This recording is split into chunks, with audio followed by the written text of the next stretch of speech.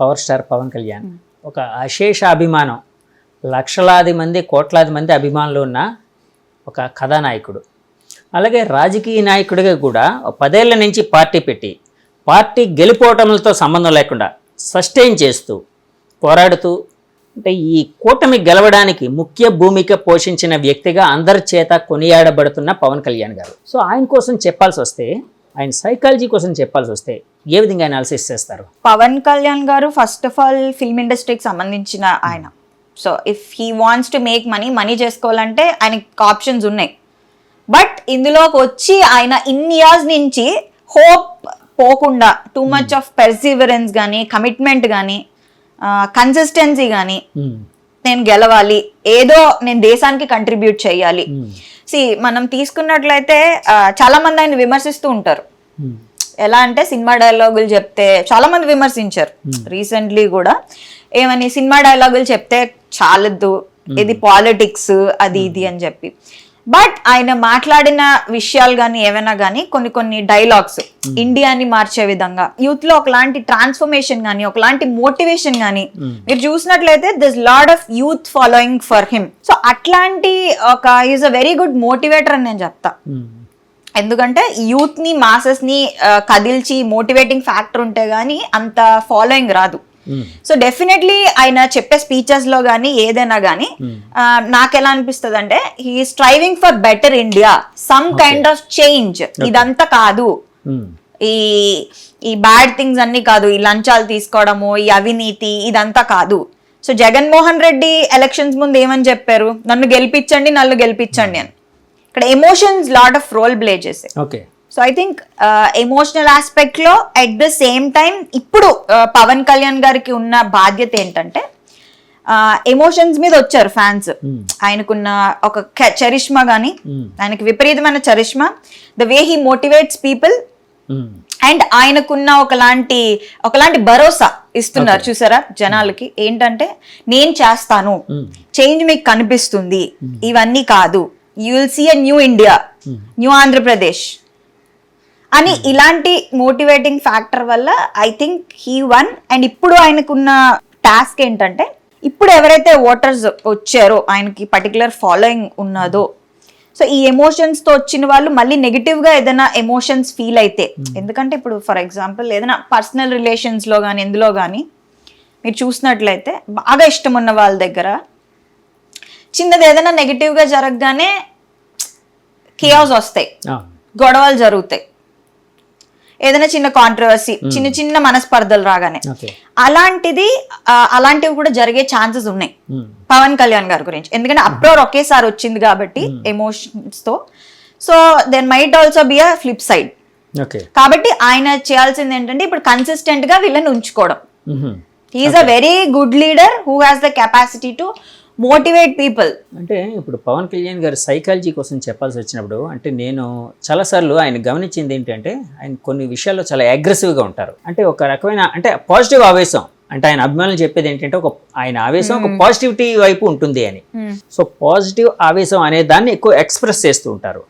At the same time కొన్ని విషయాలకు వచ్చినప్పటికీ తను తగ్గించుకోవడానికి కూడా సిద్ధపడుతూ ఉంటారు. ఫర్ ఎగ్జాంపుల్ కూటమి, అంటే టీడీపీ, జనసేన, బీజేపీ కూటమి కట్టినప్పుడు సీట్ల విషయంలోనే చాలా మంది అతన్ని, అంటే ఈ కూటమిని విచ్ఛిన్నం చేయడం కోసం కొంతమంది, లేకపోతే ఆయన అభిమానులు, లేకపోతే ఆయన ఇంకా ఎక్కువ అడిగితే బాగుంటుందన్న కాన్సెప్ట్ లో కూడా కావచ్చు. అంటే అలాగా అన్నది కాకుండా వాళ్ళు చేసింది ఏంటంటే చాలాసార్లు అతన్ని ప్రొవోక్ చేయడానికి ట్రై చేశారు. మీరు ఎక్కువ అడగండి, ఎక్కువ సీట్లు, మీకు 80 సీట్లు పోటీ చేసే కెపాసిటీ ఉంది ఇలా అని. కానీ ఆయన అన్ని ఒక ప్రాక్టికాలిటీ వైపు వెళ్ళి తను తగ్గించుకుంటూ కూడా, అంటే ఆ ఫ్రెండ్షిప్ అనేది ప్రాపర్గా మెయింటైన్ అయ్యేటట్టు చేశారు. సో ఈ రెండింటిని బేరేజ్ చేయాల్సి వచ్చినప్పుడు ఒకవైపు అగ్రెసివ్నెస్, ఆయన స్పీచ్ చాలా ఆవేశపూరితంగా ఉంటుంది, ఒకవైపు ఆయన చర్యలు చాలా కామ్గా ఉంటాయి. దీన్ని ఏ విధంగా సైకాలజీలో చూడొచ్చు అంటారు? ఏదో డైలాగ్ ఉంది కదా, ఎక్కడ నెగ్గాలో కాదు ఎక్కడ ఓడిపోవాలో తెలిసిన వాళ్ళే విన్నర్ అని చెప్పి.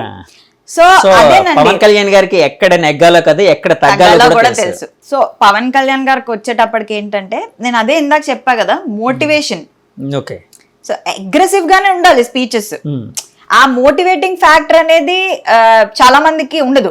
I think with charisma and that speeches, that is how he gain okay voters whatever. ఎందుకంటే మనం ఎవరికైనా ఓట్ అయ్యాలంటే నమ్మకం రావాలి. ఆయన అంతలా నమ్మకం క్రియేట్ చేశారు. ఐ థింక్ ఆయన బాగా బ్యాలెన్స్ చేసుకుంటారు. సైకలాజికల్ గా ఆయన్ని అంటే ఆయన క్యారెక్టర్ని లేకపోతే ఆయన సైకాలజీని ఒకవేళ అంటే పరిశీలించాల్సి వచ్చినప్పుడు, స్టడీ చేయాల్సి వచ్చినప్పుడు ఏ విధంగా చూడొచ్చు అంటారు? ఈ రెండు అంటే వ్యతిరేక భావాలు రెండును, ఒకటి అగ్రెసివ్నెస్, ఒకటి కామ్నెస్. సిట్యుయేషనల్ అండి. Again it comes back to being situational. Okay, situational అంటే పరిస్థితులకు తగ్గట్టు. ఎక్కడ మనం గట్టిగా ఉండాలో తెలియాలి, ఎక్కడ సాఫ్ట్ గా ఉండాలో తెలియాలి. సో ఆయన మనుషుల్లోకి వెళ్ళినప్పుడు అగ్రెసివ్ గా మాట్లాడేవారు, ఎందుకు అది రీచ్ అవుతుంది. ఇప్పుడు నేను సాఫ్ట్ గా ఏదో సాఫ్ట్ టోన్ లో ఏదైనా మామూలుగా చెప్పాను అనుకోండి, అది రీచ్ అవ్వకపోవచ్చు. కానీ నేను దానికి ఒక ఎమోషన్ యాడ్ చేసి చెప్పాను అనుకోండి, ఒక ఎమోషన్ యాడ్ చేసి చెప్పినప్పుడు అది రీచ్ అవుతుంది. ఇప్పుడు గోల్ ఏంటి ఎవరికైనా పొలిటీషియన్ కి? To reach the common man. So common man ఎలా రీచ్ అవ్వాలి? Through emotion. సో ఆయన ఫీల్ అయ్యి, ఆయన ఐ థింక్ అగ్రెషన్ కాదు, అగ్రెషన్ తో ఒకలాంటి చూసారా మీరు కొంతమంది పొలిటీషియన్స్ కానీ ట్రాన్స్ఫర్మేషనల్ లీడర్స్ కానీ వాళ్ళు మాట్లాడుతున్నప్పుడు వాయిస్ మాడ్యులేషన్ కానీ ద ఎమోషన్ విత్ విచ్ అంటే భావం ఏం చెప్తామో అది బాగా రీచ్ అవుతుంది. అట్ ద సేమ్ టైం వాళ్ళ యాక్షన్స్ అనేవి సిట్యుయేషనల్ గా ఉండాలి, సిట్యుయేషన్ కి తగ్గట్టు, పరిస్థితులకు తగ్గట్టు ఉండాలి. సో ఐ థింక్ ఆయన బాగా మేనేజ్ చేసుకోగలిగారనే చెప్పొచ్చు. అలాగే పవన్ కళ్యాణ్ గారి ఆహార్యం చూసినప్పుడు ఆయన ఉంగరాలు సంథింగ్ ఏవో కనిపించాయి నాకు. ఏంటండి అంటే ఉంగరాలు అంటే మీరు యాక్చువల్గా ఒక సైకాలజిస్ట్, అంటే నేను అంటే దైవం మీద భక్తి ఉండడం, ఉంగరాలు పెట్టుకోవడం తప్పని నేనేం చెప్పట్లేదు, నేనేం జడ్జిమెంట్లుగా ఏం చెప్పట్లేదు. వాళ్ళ అభిప్రాయం కావచ్చు, వాళ్ళ విశ్వాసం కావచ్చు, మంచి జరుగుతుందన్న ఇది కావచ్చు, లేకపోతే దైవానికి సంబంధించిన ఒకటి ధరిస్తే మనకి అంటే మనం స్వచ్ఛంగా ఉంటాం అనే ఒక ఇది కావచ్చు. సో ఉంగరాలు కొన్ని చూశాను, దానికి సంబంధించి మీరు కూడా ఆ మధ్య ఎప్పుడో ఒకసారి ఆఫ్ ద రికార్డ్ మాట్లాడుతున్నప్పుడు ఉంగరాల కోసం అన్నారు. ఏంటండి అది? ఏంటి ఎలాంటి ఉంగరాలు పెట్టుకుంటారు? ఆయన చేతికి చూసానండి, ఏ ఫింగర్స్ కో నాకు గుర్తులేదు కానీ ఒకటి తాబేలు ఉంగరం, ఒకటి కోబ్రా రింగ్, అదే పాము ఉంటుంది కదా, కోబ్రా రింగ్ ఒకటి, ఇది ఒకటి. సో బేసికలీ నాకు జనరల్ గా తెలిసిన విషయం ఏంటంటే ఆస్ట్రాలజికల్ సిగ్నిఫికెన్స్, ఆస్ట్రాలజీ ప్రకారము మనకి ఈ కోబ్రా రింగ్ ఏదైతే ఉందో it brings good luck, good luck and fortune అన్నమాట. మంచి విషయాలు మంచి జరుగుతుంది. రెండోది ఏంటంటే టర్టిల్, అదే మన టార్టాయిస్, తాబేలు ఉంగరం ఏంటంటే ఇది పాత కర్మలను కడిగేసి కొత్త పరివర్తన తీసుకొస్తుంది, ఒకలాంటి ట్రాన్స్ఫర్మేషన్ అండ్ గుడ్ కర్మస్ అంటే పాత పూర్వజన్మలో చేసిన కడిగేసి ట్రాన్స్ఫర్మేషన్ తీసుకొచ్చి ఎందులోనైనా నిలబడితే గెలుస్తారు అనే ఒక సిగ్నిఫికెన్స్ ఉన్న ఫింగర్ రింగ్స్ ఇవి. ఇంకా ఆస్ట్రాలజర్స్ ఇంకా బెటర్ గా చెప్తారు. ఇన్ జనరల్ ఆస్ట్రాలజికల్ సిగ్నిఫికెన్స్ ఇది. బట్ సైకలాజికలీ దీన్ని తీసుకుని మాట్లాడాలంటే ఎక్కడ ఏది ఎవిడెన్స్ లేదు that wearing rings has psychological impact అని. ఉంగరాలు వేసుకోవడం వల్ల వాళ్ళకి ఏదో నిజంగా వచ్చేస్తుంది, సైకాలజీ ప్రకారం ఎక్కడ రీసెర్చ్ లేదు. కానీ ఒక విషయం ఏం చెప్పుకోవాలి, సైకాలజీ అనేది సైన్స్ కాబట్టి సైన్స్ పరంగా లేదు. ఆస్ట్రాలజీ అనేది సూడో సైన్స్ అండ్ ఆస్ట్రాలజర్స్ వాళ్ళు చెప్తారు అంటే ఒక నమ్మకం, ఒక దైవత్వం అనుకోండి. ఇక్కడ అది వేసుకోవడానికి సైకాలజీకి రిలేషన్ నేను చెప్తాను ఏంటంటే, ఎవరైనా ఏదైనా అది ఫింగర్ రింగ్ కావచ్చు, లేదా గొలుసు కావచ్చు, లేదా బొట్టు కావచ్చు, ఏదైనా సరే దీనివల్ల నాకు మార్పు వస్తుంది, దీనివల్ల నేను గెలుస్తాను అని గట్టి నమ్మకంతో గానీ ఏదైనా వేసుకున్నారు అనుకోండి, ఒక ఫింగర్ రింగ్ కానీ ఏదైనా కడియం కానీ నేను ఒక గట్టి నమ్మకంతో దాన్ని వేసుకున్నాను అనుకోండి, affirmation positive energy, positive vibe తో నేను వేసుకున్నాను అనుకోండి, ఫెయిత్ హీలింగ్ అంటాం. చూసారా, ఫెయిత్ హీలింగ్ అనే కాన్సెప్ట్ ఏంటంటే భగవంతుణ్ణి నమ్మండి మిరకల్స్ జరుగుతాయి అంటారు. అంటే ఆ ఫెయిత్, ఆ ధైర్యం వల్ల ఇప్పుడు బాగా క్యాన్సర్ పేషెంట్ కో, బాగా ఒంట్లో బాగాలేని వాళ్ళకో ఆ దేవుడు స్తోత్రం చదువుతుంటే ఒకలాంటి ఎనర్జీ, పాజిటివిటీ, దానివల్ల వాళ్ళు బతికేస్తారు ఆ ధైర్యానికి.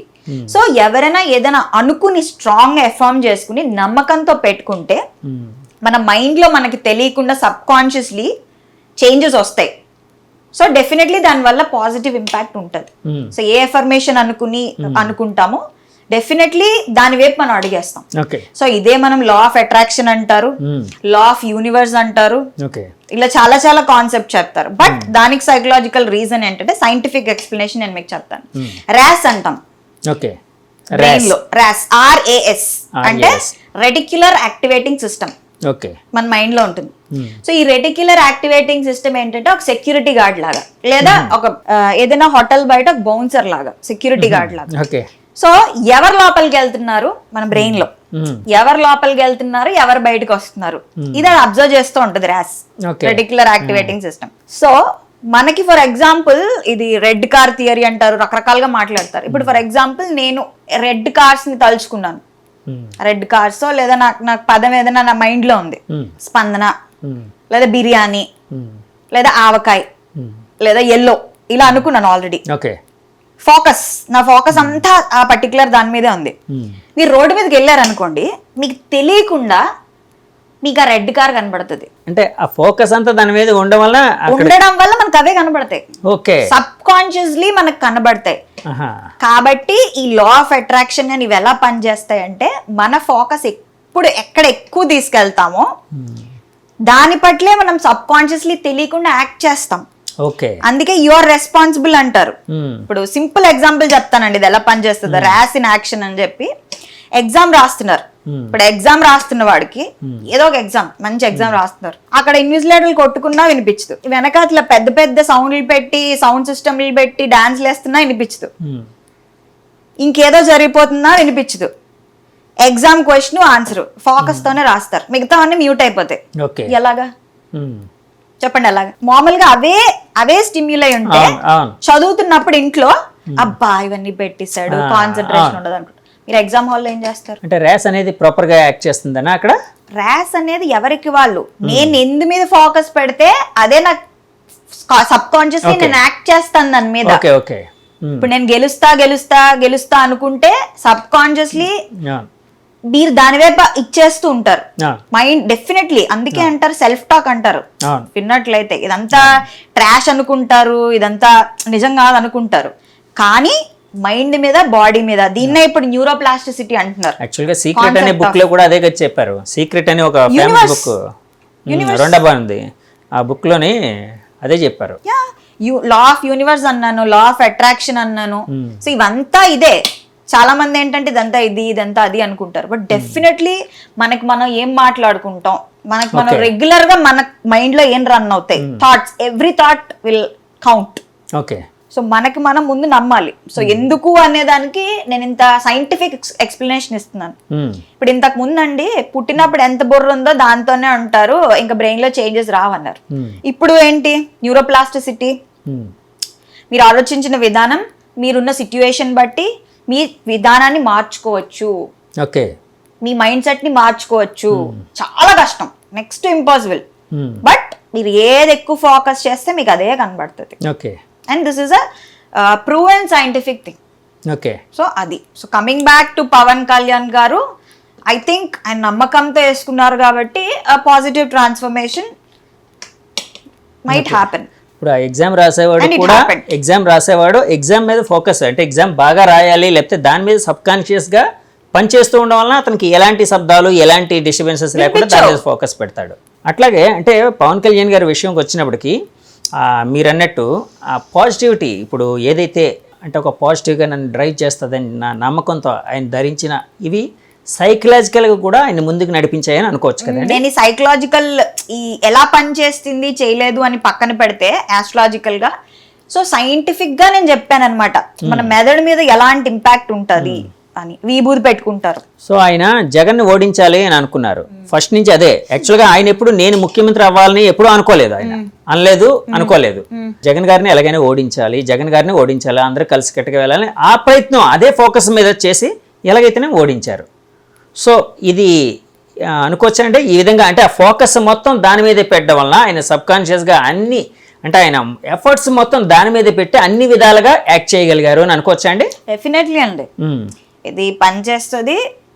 80 to 90%, అండ్ మిగతా పరిస్థితులు and the way he took actions కూడా, Okay. ఓన్లీ అనుకోవడమే పనికిరాదు కదా, అది చేసి మనం యాక్షన్స్ సపోర్ట్ చేయాలి. ఇప్పుడు అంటారు కదా అడగందే అమ్మాయిన ఇది పెట్టదని చెప్పి, యువర్ యాక్షన్స్ నీ కర్మ నువ్వు చేయి, తర్వాత వాట్ ఎవర్ ద రిజల్ట్ అది దేవుడికి వదిలి అని చెప్తారు కదా భగవద్గీతలో, కర్మణ్యవాధికారస్తే మా ఫలేషు కదాచన. So you do the karma. So I think he followed it and so మనసా వాచా కర్మన దాని మీద ఫోకస్ పెట్టారు అంతే కదండి. మనసా వాచా కర్మన అంటే 100% ఎఫర్ట్. డెఫినెట్లీ అండి. ఎన్నిసార్లు ఆయన ఓడిపోయినా సరే కన్సిస్టెన్సీ కానీ చూసినట్లయితే ఆ ప్రజల్లోకి వెళ్ళి దూసుకుపోవడం కానీ అది ఎక్సలెంట్.